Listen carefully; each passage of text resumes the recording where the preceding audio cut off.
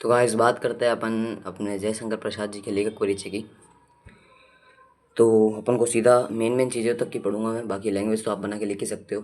तो जयशंकर प्रसाद जी का जन्म सन 1889 वाराणसी में हुआ। तो सबसे पहले आपको ये याद करना है, कोई भी लेखक हो वो उनका जन्म कब हुआ और कहाँ हुआ। तो इनका हुआ है 1889। तो बढ़ते आगे 1889 वाराणसी, जिसको आज शायद बनारस बोलते हैं, मेरे को कन्फर्म नहीं है यहाँ। ठीक है।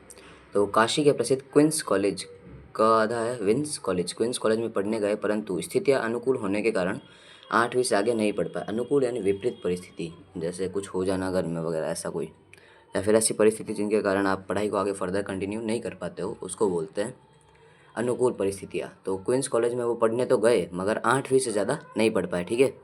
फिर संस्कृत, हिंदी और फारसी, इन 3 भाषाओं का उन्होंने घर पर रहकर ही अध्ययन किया।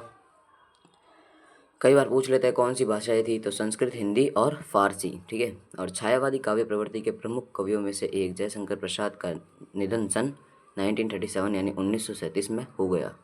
उनका जो निधन यानी वो कब मरे, 1937। अब ये छायावादी काव्य प्रवृत्ति यानी एक तरह का टाइप है, हिंदी लेखन का एक टाइप है छायावादी काव्य। उनकी प्रवृत्ति यानी उनके टाइप के प्रमुख यानी मुख्य विशेष कवियों में से एक जयशंकर प्रसाद, यानी उन सब में से एक, अलग दिखता है ना, का निधन सन 1937 में निधन हो गया। ठीक है। प्रमुख काव्य कृतियाँ, उनकी प्रमुख काव्य कृतियों के बारे में बात करेंगे। तो पहला है चित्राधार, कानन कुसुम, झरना, आंसू, लहर और कामायनी।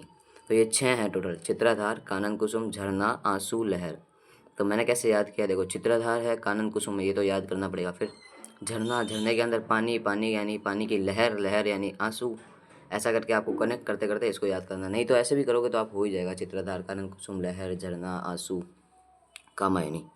हम मेन बात है कामायनी। कामायनी आधुनिक हिंदी की श्रेष्ठतम काव्य कृति मानी जाती है। आधुनिक हिंदी यानी मॉडर्न हिंदी की श्रेष्ठतम यानी सबसे ऊपर काव्य कृति। काव्य कृति यानी एक टाइप होगा, पता नहीं, कोई, मेरे को नहीं पता है भाई इस बारे में।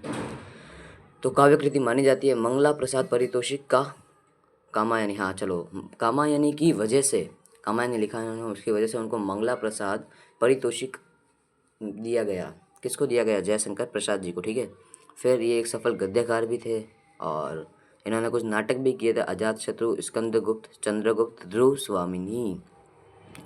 एक लड़की के नाम के बिना तो इसको चैन ही नहीं पड़ेगा, उसमें कामायनी या ध्रुव स्वामिनी। हर सफल पुरुष के पीछे एक औरत का हाथ नहीं होता है, कुछ परिस्थितियाँ भी होती है। चलो, नाटक में आ जाएगा अजातशत्रु, चंद्रगुप्त, स्कंदगुप्त, ये तो बहुत इजी हो जाएगा आपके लिए, अजातशत्रु, चंद्रगुप्त, स्कंदगुप्त और ध्रुव स्वामिनी। उपन्यास की बात करें तो कंकाल, तितली और इरावती रहेंगे। और कंकाल, तितली और इरावती, तो इसको कैसे याद करोगे आप?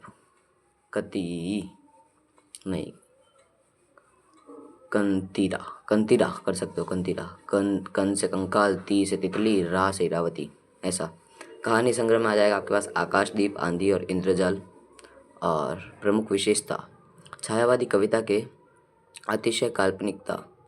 तो छायावादी जो कविता थी उसकी बहुत अच्छी काल्पनिकता भी करते थे ये।